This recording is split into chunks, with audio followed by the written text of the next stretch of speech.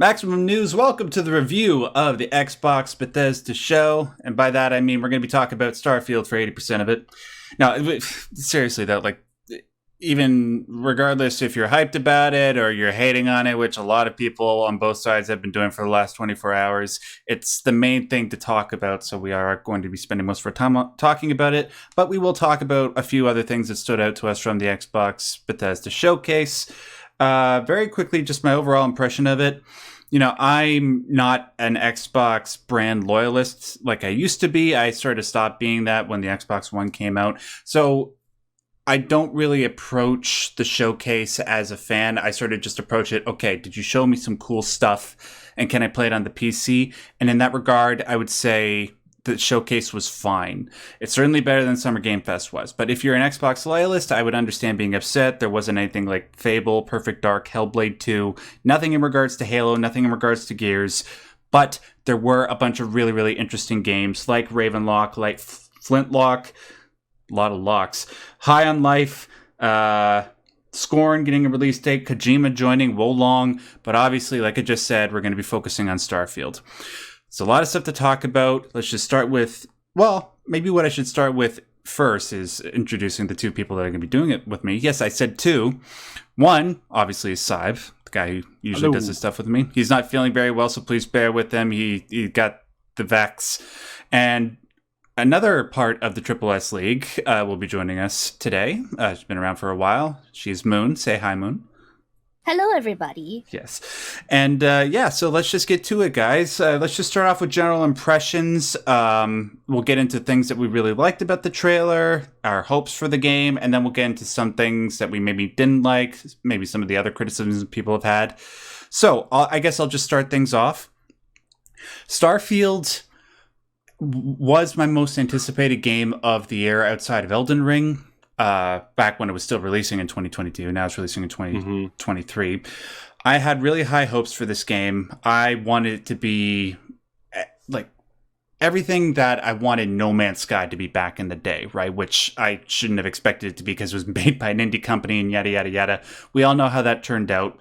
I was hoping that maybe a company as big as Bethesda could provide me with something like that. That they could provide me with what Todd Howard promised would be Skyrim in space. If the trailer is to be believed and we're not being BS to like Todd Howard did to us when he talked about Fallout 76 back in 2018, Starfield looks like exactly that game that I always wanted it to be. It lets you build a spaceship and lets you fly through space. And that was enough to sell me on the game side. You can confirm this. I was freaking out when the showcase was shown. It looks like it's going to have all the staples of a typical Bethesda RPG, create your own character, have main central hubs, main central cities that you go to get your missions, main story, side stories. And then, there's the base building that was introduced in Skyrim, carried on to Fallout 4, but within a galactic context. There are some things that I'm a little bit worried about and things that I would like to talk about that I don't think people should be so worried about. But on the whole, I was very, very happy with what I saw. And just, I know people aren't happy. Just relax. We'll get to some of that stuff in a second. Just bear with me. I'll explain why I am happy. I'm going to throw this over to Syb. What are your impressions? So my impressions lie basically within what I think most everybody is feeling, in the sense of like combining it into a whole. So I've been pouring through tons and tons of feedback on this, and I've been gauging comments, and I've been looking at not just on our channel, on a bunch of other channels, and I've been looking at polls that people have been setting up, that kind of stuff. And about 50% of the people are like, okay, I'm going to wait and see, which I think is the most reasonable thing to say. Sure. Then about 34% say that they are loving what it looks like, that they're really excited for the game, and that they believe that this is actually going to be a good thing, and they're really excited for it. And then the rest of that is full of people who are really angry at Bethesda for screwing up in the past. And I've got to say that, yes, I understand that people are really still angry about some stuff. but it's kind of funny, like, listening to one person, he was like, I've been burned by Bethesda so many times. I hate what they've done so many times. And it's like, what have they done? Like, what did they mess up? And he goes through the list of like, I loved Fallout 4. I loved Skyrim. I loved Oblivion. I loved Morrowind. And I'm like... So you're just talking about 76 then? So he's just talking about 76. He's like, I love Fallout 3, but, so angry at 76. And it's like, and again, I can't take that away from people, when they get burned and they feel like, they've been insulted and they feel like they've been mistreated, that's something that's going to happen. The 76 thing was enough of a burn that we shouldn't forget it, and it's within the context of a whole bunch of gaming failures of the last several years that should motivate all of us to not pre-order, as you've always said, Cy. But, like you just said, it's about taking things as a whole. There is 76, but there is all those other games as well. Sorry, continue. Yeah. So there's concerns, obviously. So I kind of want to address these concerns while I still have it like fresh. So let's cover the concerns first. Sure. Because I think that's important. So I feel that the gunplay, it's like people were like, oh, it's not tight enough. It's not the best that it could, in comparison to other gunplay games. And I'm like, right. I agree with that. It looks like a Bethesda shooter. Like it looks like Fallout 4. It looks like, and I don't think that's necessarily bad because it is what it is. And I don't think that again, there's a lot of people who want the gunplay to be absolutely perfect, but they don't actually have like a meter for that or something, because they complain about every shooter that's on the market, right? So I think we can look at the shooter aspect of it and say, what's going on here? Why is it like this? What could we do about it? Sure, those are decent complaints. Gunplay always gets like improved up with mods down the road anyways. Yeah. But I also believe that in this case, what we were seeing like intro weapons. And I would like to bring up this is that if you saw or if you watched Fallout 4, where the main character is using pipe pistols over and over and over again, you'd say, oh, that gunplay is so bad. Yeah, because it is. It's a starting weapon. You're not using a pipe pistol, in 60 to 100 hours after you've started the game. You're using like tons of other high-powered weapons that do feel really good. And I would like to point that out, that when people are complaining about the gunplay, they're complaining about the gunplay in the confines of this was the first mission, and those are all the basic weapons. Well, right, okay, go ahead. So, well, no, you were going to... Well, sorry, the first mission, are you talking about in Starfield or Fallout? No, in Starfield. Oh, well, how do we know it's the first mission, though? Because Todd literally said this is the first mission. Oh, okay, all right, my bad. I guess I missed that part. You start landing on that planet and going to that raider base, and that's what starts you on the main mission. Okay. That is literally the first mission. If, again, he said it was the first mission, that this is where you start your journey. So, yeah, those are starting weapons. And I think people really need to remember that starting weapons in a system and in a game where the weapons and your general game gunplay improve over time because you have a leveling system behind your weapons. Yeah. And you have skills and you have this other stuff that you can use. And that's, I think that's what people are missing. So I want to kind of like showcase that. And then the next thing I want to showcase is the big thing that everybody's like upset about. The planets. Supposedly. Is the number of planets. Well, hold on. Before we get into that, because that's going to be the main thing that we need to address, I want to throw this over to Moon, because we haven't gotten her general impressions yet. Moon, I don't, like, the people that watch this regularly, they sort of know what my and Syb's experiences are with the Bethesda RPGs, but I don't know what yours are. Have you, like, what's your experience with past Bethesda games, and what was your impression of the Starfield trailer? It's like, well, I'm not so much into the shooty shoot. I'm definitely a huge RPG fan. And like before, like I have played the Skyrim. series. I didn't Yeah. really get into it during Elder Scrolls, but when Skyrim came out, I was like, oh my gosh, this is really cool. And then the Fallout stuff. I think Fallout 4 was the first one I touched, but I was playing it on the Xbox. It's not the greatest system, so it was extremely janky and clunky to play on there. So it was like, while I did enjoy what I could play on there, but I couldn't really stick with it long term just because like it would take what felt like an hour to load up. I remember that. Yeah, the save bloat is a real problem. And then also that's the original that was the last gen 360, Xbox. I think.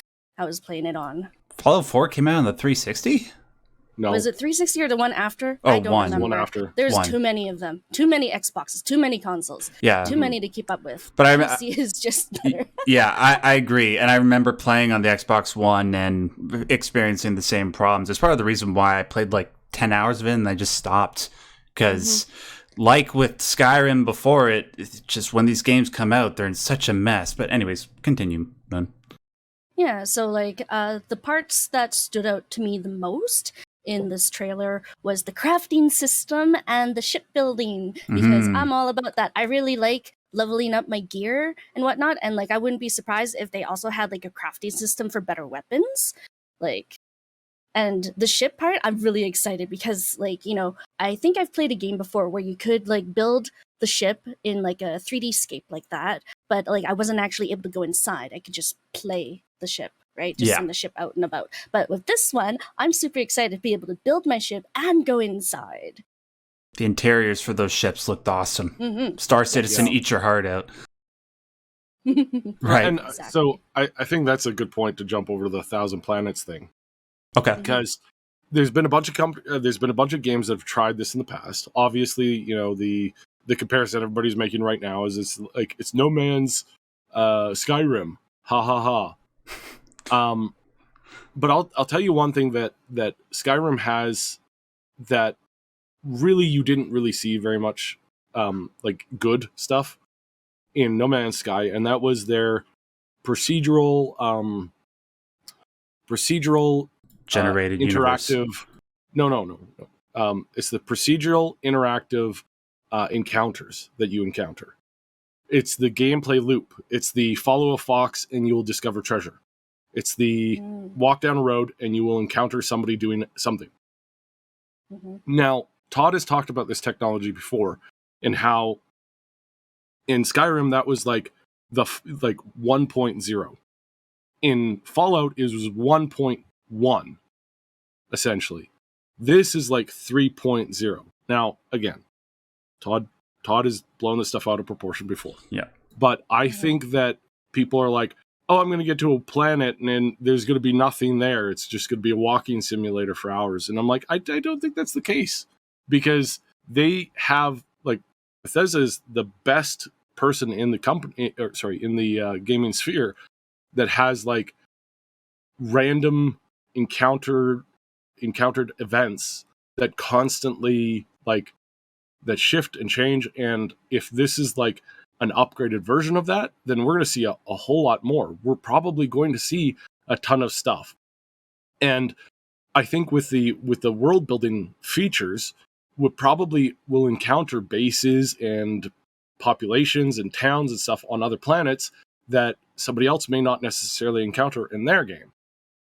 And I think the possibility of that is pretty darn cool, because if they could procedurally generate like content for the world to do, and if it's better than it was in Skyrim, then I don't think you're going to have nothing to do. I think there are going to be some planets that are not going to have life and they're not going to have that much to do, but that doesn't mean that you're not going to be doing something or encountering something that makes life fun and interesting. Yeah.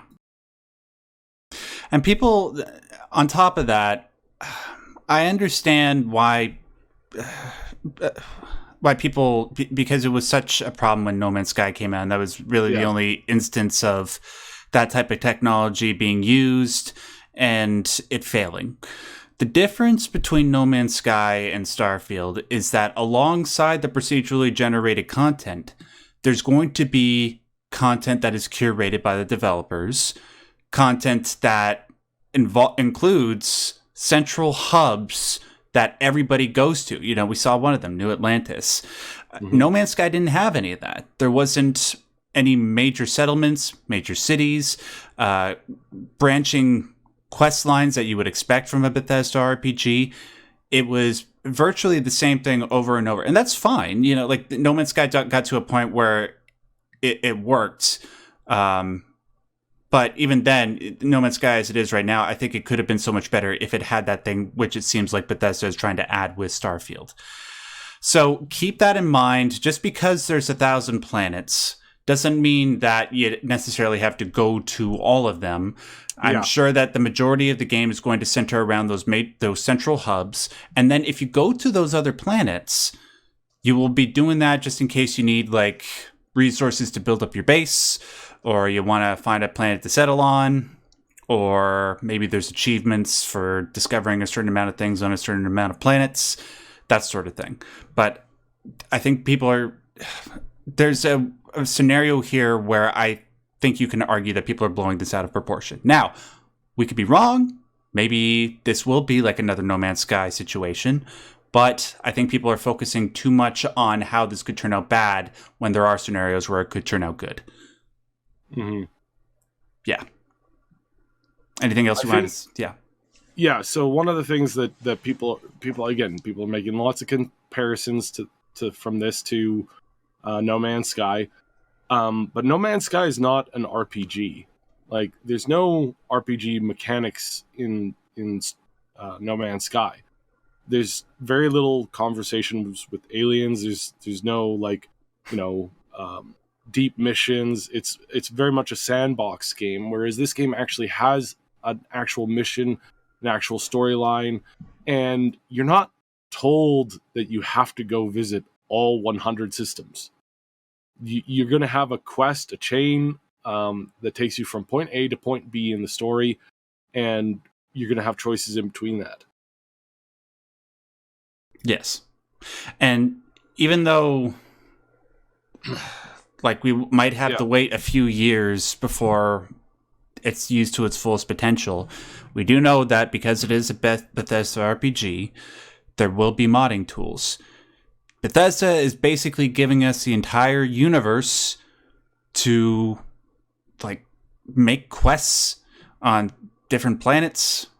People, I imagine, will coalesce around the best planets in the galaxy and then create quests there that you can download. This is something that I imagine Bethesda has created so that it can last on its own for the next 20 years, just like games like Skyrim have, games like Oblivion, well, more so than Oblivion, because that's sort of outdated.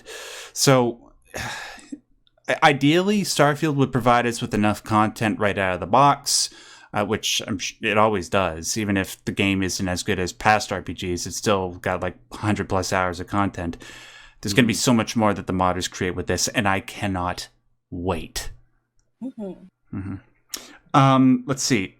I'll just get to a couple of my concerns really quick. Going to what you said about the combat side, I think you did make a really good point about how the gunplay isn't meant to function like every other first-person shooter. The whole point of an RPG is to build up your stats so that you can become more accurate, so you can build more accurate guns. And if it is the first, which I'm trusting you that it is the first mission, then I'm sure that that's a good example of why the accuracy and the shooting kind of looked really off. Hopefully that's the case. Another thing is the frame rate. When you have a trailer that is at 30 go ahead. Yeah. Go ahead. So the thing that I think we should remember is that this is playing on the Xbox when they recorded this. This wasn't on a souped up PC, and so I think what they're showing is they're showing the baseline ability of what you can expect realistically on the Xbox. I think when they come out with the next version of the Xbox, the 1.5 of the generation of the current Series generation, X. I think it's going to be better. Streaming this on their streaming device might be better. I don't know. We'll see. But on PCs, where people, they build powerful PCs or they get everything optimized, I think we're going to be able to see a lot more. This is something that, of course, we want to encourage people to, not again, you don't have to believe them. You don't have to, jump to the defense. Just remember that they showed this on the Xbox and not not on a PC with a 3090 or what, the best, or 4000 series or something like that. Right? They didn't pull a CD Projekt Red here. Yeah. And I think that's good to remember, and I think that's important to remember. And the other thing too is like people comparing this to people are comparing this to Horizon Forbidden West. It's like Horizon Forbidden West is pretty much a straight like an arrow experience. You start at one place, you do very minimal like backtracking, and you see the whole story, and then you're done. That's the game. You don't go off and build a settlement or colonize a world, but you could do that in this game. So comparing the two seems ridiculous to me because it's not the same thing. This isn't a single player linear story that starts you in one place, ends you in another place without the ability to like go and go and explore. That's what Starfield is. And Horizon Forbidden West is this very linear, straightforward story that you can't replay over and over and over again with vastly different, outcomes. Yeah. You could play, you could play Starfield as signing up with any of the factions or all of the factions. And it's not really that simple to just say, oh, well, it should be like way more smooth and stuff like that. It's like, not really. That's a very strange comparison. Like they seem like completely different games. Like I understand like maybe using Verizon not the phone service, Horizon Forbidden West as sort of like the benchmark for graphics or something, and wanting other games to live up to that. But aside from that, I don't see like what the point is. Anyways, the other thing that people are forgetting is that Bethesda has this system where they can like interject voice lines and stuff like that into characters. It's really awesome. Like, I've done a lot of mods, and one of the things that we were able to do is we take newly recorded voice lines, we run through them through their lip syncing program, and then you get the lip syncing, which is honestly fantastic. A lot of people criticize them and say, "Oh, the lip syncing is so terrible." It's like I don't know where people are getting this from. I just watched the Capcom thing today, and I don't think I've seen like any improvement in Capcom games' voice to like lip movements. I don't think I've seen any improvement in that in like the last like 10 years. Like the characters are still like moving their mouth like basically like very like nondescript normal like. And the voice is coming out, and there's no like it doesn't correlate. Like it's sock puppet. Yeah, there's sock puppets, but like at least with a sock puppet, there's at least some kind of like connection. And I gotta say that Bethesda has blown this system out of the water because they don't have like when you're looking at other games, Horizon Forbidden West, what you're seeing is mo-capped performances by the actors. Those are recorded and put into the game. What you're seeing in Skyrim is not motion captured voices. It's the program for them to give the voices. And sure, one is better than the other in the form of like presentation and quality in a performance, but they are absolutely not the same thing when it comes to when it comes to capturing the same thing, capturing lips. Yeah, well, one is more expensive and less efficient. Yeah, one is more expensive. The other one allows players and modders to put in dialogue, to just sit down, record dialogue, put it in for a character, drop the character into the game, and boom, you have a character with custom voices. And it really works quite well. And that's a system that, again, it's here so that we can do more with this game later. And that's what makes a Bethesda game a Bethesda game. Yeah. It's the exact thing that makes Skyrim a game that's still being played and still being sold so many years later. The base game was like, it was great back then. If you try to go back and play it now without mods, it's very difficult to do so. And I hope that in regards to Starfield, that's not the case. It doesn't seem to be the case, but we've been fooled in the past. Yeah. Moon, in regards to the stuff that we talked about, in regards to graphical presentation and gunplay, I know you're not, like you said, you're not into the shooty, but anything that you like to say in regards to what we just mentioned? You can say no. You guys pretty much said it all. Okay. All right, no problem.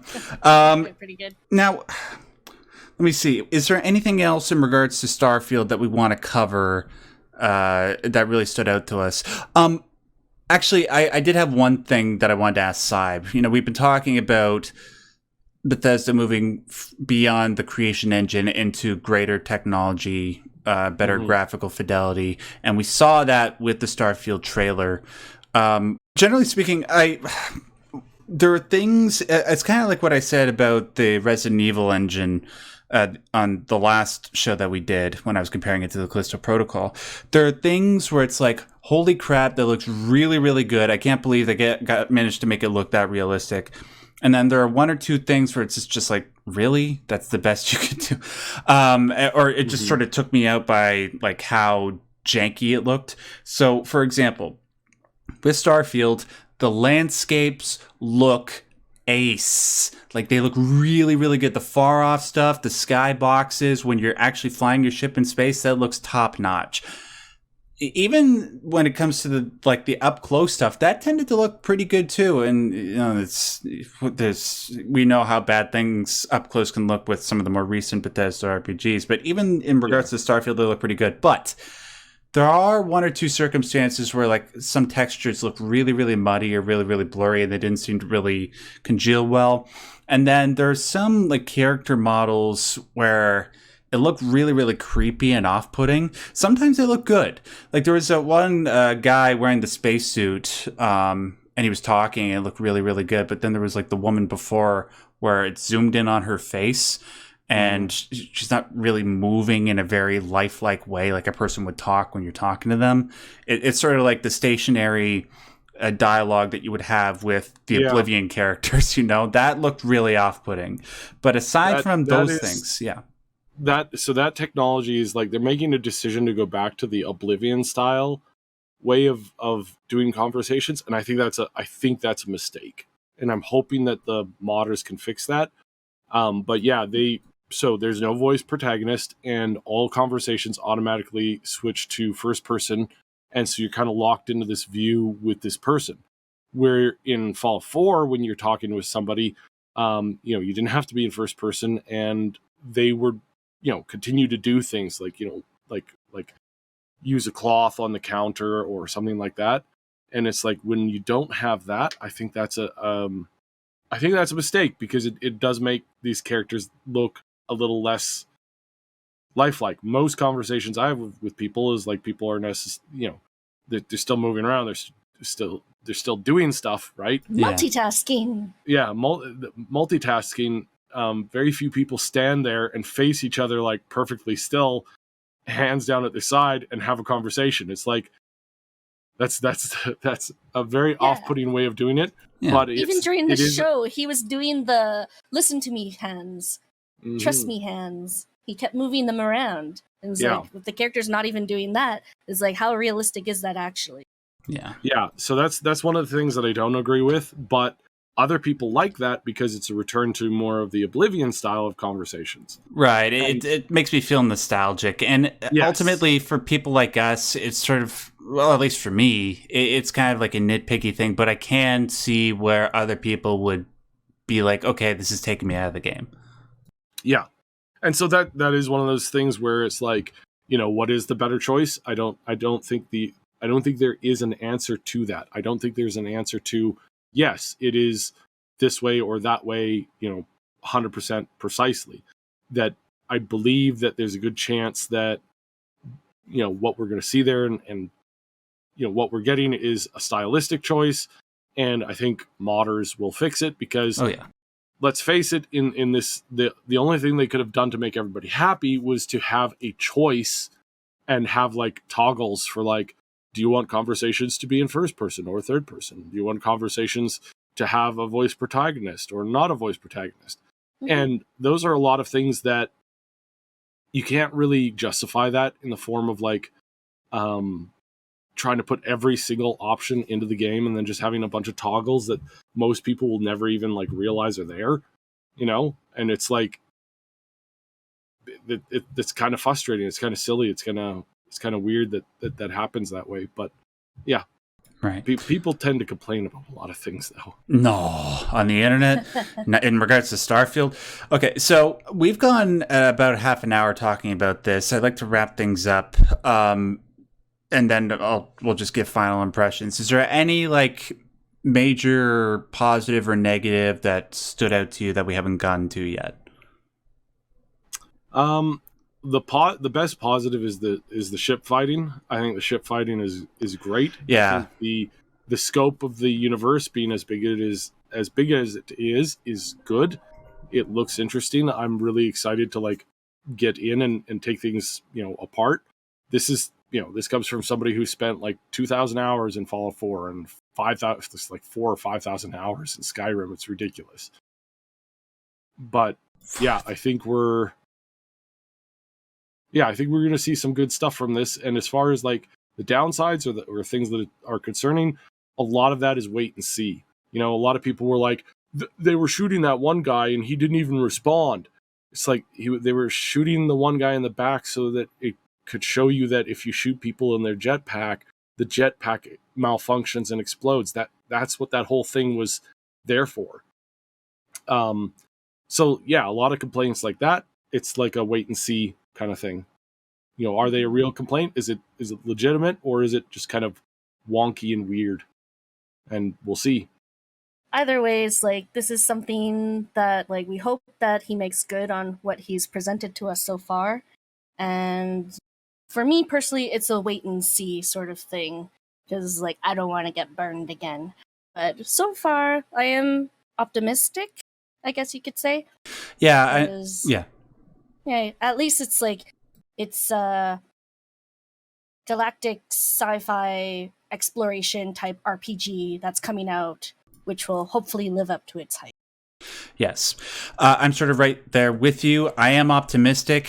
I do think it's reasonable to be cautious about the promises that Todd makes to us. But based just purely on what we saw, it seems like they're going in the right direction. It seems like this game is everything that I want it to be. And it seems like they're making the right decisions when it comes to, being ambitious, but not too ambitious. They could do like the 15 quintillion planets like they did with No Man's Sky or whatever the hell the number is. But they're not. They're keeping it a little bit more contained to 1,000 planets. Even if that doesn't work well for the core game, which it might not, it could. That could very well happen. I think the foundation that we have here and the possibility of modding is just too great for us to not be optimistic, at least for that. So maybe it'll come out, it'll be bad, but I think the future does look bright in general for Starfield. All right. With that said, let's just run down some of the other things that impressed us about the Xbox Bethesda showcase. Like I said before, there weren't like a lot of the major titles that we were expecting. Whenever Xbox comes along, you expect something for Halo, you expect something for Gears of War. Nothing was there for either, which kind of breaks my heart because I wish Halo would do better. Halo's my franchise, but there were a lot of really, really interesting titles, smaller titles that stood out to me. I'm just going to run down my list, and then if any of them stand out to you, or if you want to add on top of that side, Moon, please do. Wolong Fallen Dynasty by Team Ninja. I've recently been playing Neo 2, which came out, I think, a couple of years ago. That game is fantastic. Team Ninja has a really, really positive reputation outside of the more recent Stranger of Paradise disaster for making really good action games, really good in-depth combat systems. I hope that we will be able to get something like that with Wolong, because I'm going to end up playing it anyways. Like I said on the live stream, my girlfriend is all about She loves Neo 2. It's probably one of her all-time favorite games, and it seems like she's going to get more of that sort of stuff that Neo 2 gave us with Wo Long Fallen Dynasty, and I will definitely end up playing it, and I hope it's as good as Neo 2 was. Cocoon. No, not that movie from the 80s with all the old people. Cocoon, it stands out to me purely because the lead designer behind Inside and Limbo is working on it. And I'm not talking about Playdead. Apparently it's Annapurna Interactive, but the guy that worked at Playdead on those two games came over to Annapurna to work on this new game, Cocoon. Based purely on that, I want to play that game. Plus, it looks charming and weird in the way that Limbo and Inside was. Let's see what else. Lightyear Frontier looks interesting for people that are looking for relaxing games to play. I'm just going to run down a couple other ones that I don't think you guys have too much to say on. Then I'll just mention a couple that I know you guys reacted really positively to. Overwatch 2, free to play. I started playing Overwatch 1 for the first time 2 months ago because my girlfriend bought it for me. She really wanted to play it with me. And I was really scared that Overwatch 2 was going to be released and I'd had to pay Activision Blizzard, or no, just Blizzard, for to play that game again. I was going to have to have words with my girlfriend about it, but it's free to play, so thank God for that. Still not going to be spending any money on it. Scorn, we got a release date for that. And then finally, Kojima. I'm glad he's working with Xbox. I'm glad that he's going to have more platforms for him to spread his artistic vision on. It's just too bad that we didn't really see anything more beyond just a mere announcement. Hey, I'm working with these guys. But he can take all the time he needs because he's Kojima. Now, first, Syb, High on Life. Go. Looks interesting. Looks very interesting. Yeah. Yes. Very. Oh, man. What is it like? I never watched Rick and Morty. What is sort of the connection between them and this game? Wait, you've never watched Rick and Morty? No, man. I don't have the IQ like level to be able to appreciate that show's humor. Oh my God. Or however the meme goes. What? That is. Oh my God. You You're have out. to watch it. You're missing out. Okay. Oh my God. It's like basically Doctor Who, but more crude and adult. Yeah. You want to tell her, Syb? I've never seen Doctor Who. Oh no. Okay. I don't watch a have whole you lot of seen Back TV, to sorry. the Future? Yes, Have of you seen course. Okay, so Yes. it's like if that guy was like way more of a dick and his Marty was his grandson instead of just, some random dude. Okay. And if he was a really messed up, all-powerful god, basically. Super smarty pants. But really messed up. Yeah, that's Rick and Morty. But yeah, no, this is going to be like, so this is a shooter in the universe mostly featuring Morty and Summer. And I think that's great. I really like that concept. I really wish I could play this. I might struggle through it little by little. Like I can play shooters or FPSs for like a little while. But oftentimes it's like 20-30 minutes at a time. Yeah. And so I might just to get the humor, because I really love Rick and Morty humor. So yes. Oh man, I just love the idea. That's such a creative idea of having like your companions be the butt of your gun and just talking to you from there. It's such and the world around you just having this semi-realistic but also really cutesy cartoony art style. It's so creative. It's one of the few games during the entire showcase that really stood out to me that I just want to play because it just seems like it comes from a really twisted creative mind, kind of like Joseph Fares when he did It Takes Two, for example. Kind of got that vibe. So yeah, that's one of them. What were you about to say, Moon? Oh no, I'm just like definitely like the whole show is just like very wittily written. It's very clever dialogue, and like you said, sentient weapons are the bomb. They're so funny. Yes, and best of all, I can't believe I say this until the end. The game's got Care Bears, killer Care Bears. Like if you just I imagine this. Okay, the people who wanted to make this game, they pitched it to Microsoft. They're in the pitch room, and they're like, okay, go ahead and make your pitch. and it's just 3 words: Killer Care Bears. All right, here's your funding. Yeah. Like that would be epic, and I totally imagine it'd be something that the creators of this game would do. This game looks fantastic. I cannot wait to see when it comes out. Does it have a release date? I'm looking at the trailer for it right now. I don't think so. No, it doesn't. No. Sometime between now and next year.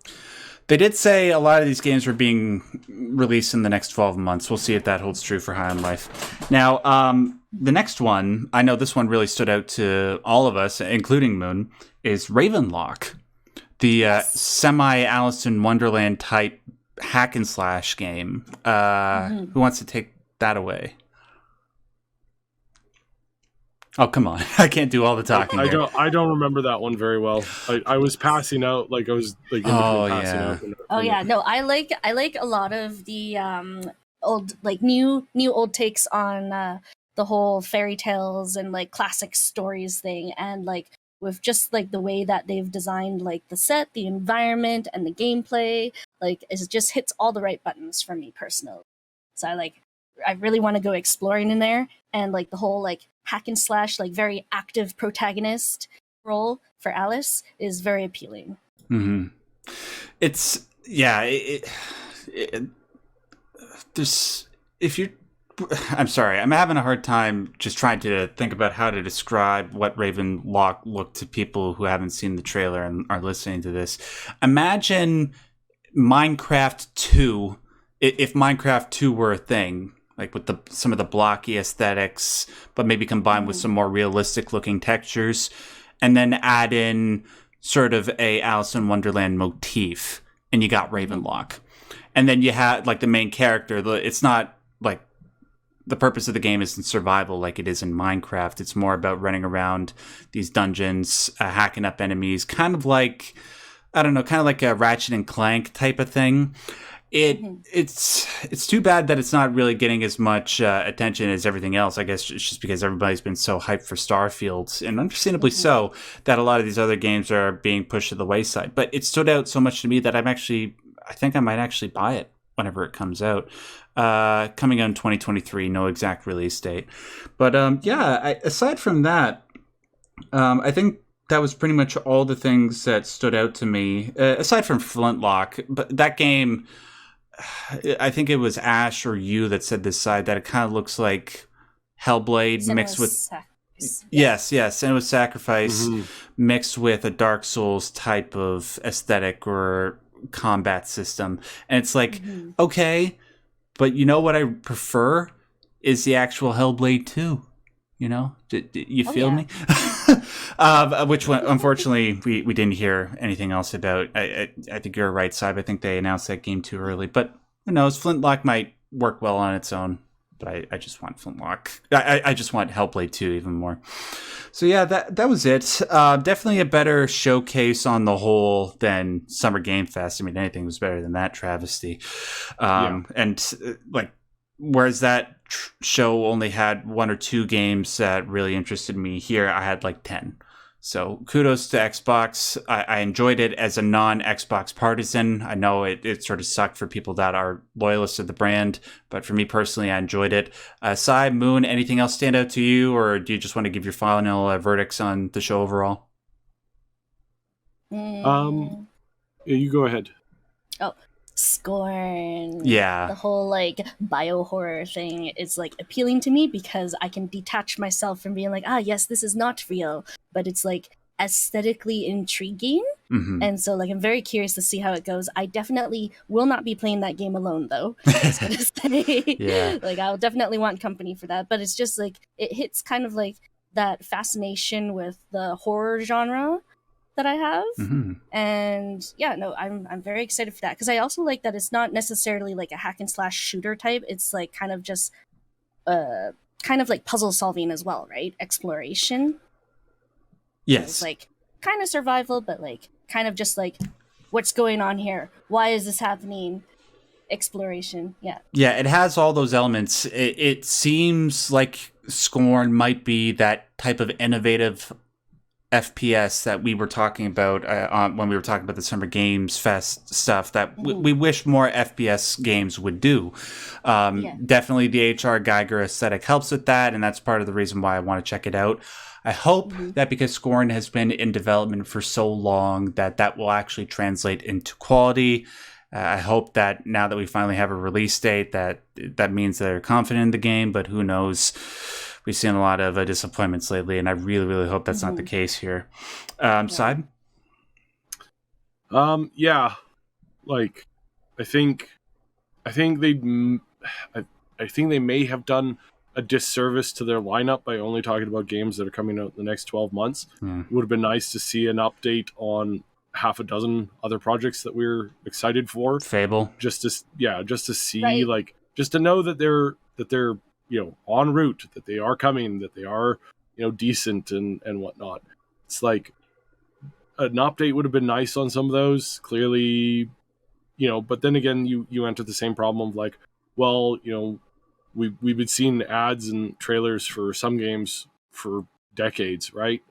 Like, yeah, I can't believe how long it's been since we first heard about Beyond Good and Evil or Final Fantasy VII's reboot or remake. Right. It's like we still don't have the end of that game. It's like, good lord. Well, supposedly sometime in the next week or two, whenever the Final Fantasy VII anniversary thing is, we're supposed to be getting news on part 2. Hopefully. Yeah. Well, we'll see. Anyways, guys, that does it for this episode. I was going to say something about Persona, but even though I was excited for the people on Xbox that are going to be able to play the Persona collection, it's like, what? If you haven't played Persona yet, then yeah, you're probably only going to be like 7 people who are going to finally be able to enjoy it. But anyways, that does it for this episode, this special episode of Maximum News. Normally we record on Fridays or Saturdays, but we're doing this on Monday. Thank you very, very much for joining us. Did you like the Xbox Bethesda showcase?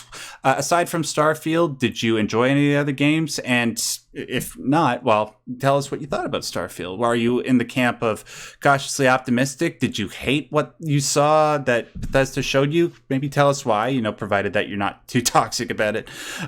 Be passionate, but don't be, well, I won't use that word because we try to keep this family friendly. I want to thank Saib in his unfortunately sickly state for joining us and being such a trooper and providing his insight. Maybe I don't have to ask you to talk about the main channel because this is going to be premiering on the main channel, right? Yeah, I think that's what Ash said. We'll throw this up on the main channel. Check out our podcast channel. We moved the podcast over there because YouTube doesn't like different styles of videos being on the same place. So here we're talking about Starfield. We're going to be covering Starfield probably a fair amount, unless it's absolutely terrible. We probably will get into modding because that's what we did in Fallout 4. Probably get into game guides and stuff like that because that's what we did in Fallout 4. So, yeah, so excited to see, hopefully, some really cool stuff. Yeah. Okay. And Moon, thank you very much for joining us on this special episode. Do you have anything you want to plug? I don't know. Follow our channel. Join our Discord. Come hang out. Come chat. You guys got a very active fun Discord. Channels. Yes, there's animals channel, food channel, lots of topics that we can chat about and just hang out, and it's pretty great. It is very great. And you guys can find me just at all the relevant forms of social media, just at Max Derrat. I'll put links to all the stuff that Saib and Moon talked about and that I just mentioned in the description box below. Thanks, guys. And until we do our next episode of Maximum News, I want to remind you, as always, and as per usual, stay yellow.